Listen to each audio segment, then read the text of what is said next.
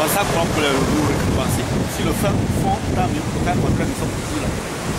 On attend l'heure et qu'est-ce que vous-même vous pensez à faire les jours à venir pour que la mer ne vienne pas vous faire déranger et que... On n'a pas de possibilité. C'est-à-dire l'idée c'est au niveau de l'État.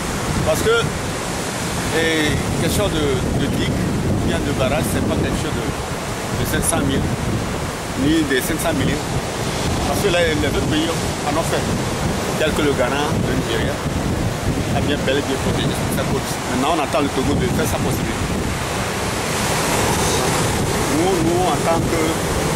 Nous, on a en Hongrie, dommage, dans d'autres pays, ils avaient dédommagé des gens. Là, au moins ici, au niveau Nigeria aussi. Une seule fois, ils ont dédommagé les gens. Si l'État ne voulait plus dédommager, c'est mieux. Au contraire, nous sommes ici, on attend ce qu'ils pourraient nous faire parce que vous connaissez bien le Togo. Et que nous avions appris que pour la fabrication du troisième quai, c'est ça qui a fait que la mer a beaucoup ramassé vos choses ici. C'est pas toujours au niveau du troisième quai. Le région s'est débuté depuis les Jeux là, le port autonome de Lomé.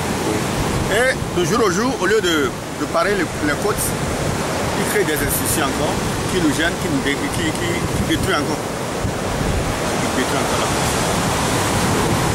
Et qu'est-ce que votre chef du village dit? Ben, vous savez, cette affaire, c'est au niveau de l'État. Parce que le chef, qu'est-ce qu'il peut? S'il crie qu'il même, il n'a pas son poids devant l'État. Parce que l'État survole ici. Hein? Il survole l'État, c'est-à-dire, nous, on peut créer pour rien si l'État ne s'intéresse pas à nous créer. Qu'est-ce que nous devons faire? Merci beaucoup. Ça a gâché beaucoup vraiment nos activités. Donc vous êtes en train de nous dire qu'il y a votre deuxième maison? C'est la deuxième maison. La première, c'est au fond de la mer. C'est Silo. C'est l'ancienne route. Il y a combien de routes qui... Je pense que normalement, il y a la première route au fond. C'est la seconde qui est en projet maintenant. La première route, c'était au fond. C'était ici, à peu près... Premier, deuxième, bien. Hein? C'est premier, deuxième. Non, il y avait seulement une route internationale. Oui. Qui était au fond de la mer. Oui. C'est la deuxième ici. Non, ces routes-là, ça date de quelle année? Oh, de 50 à 60. 50 à 60.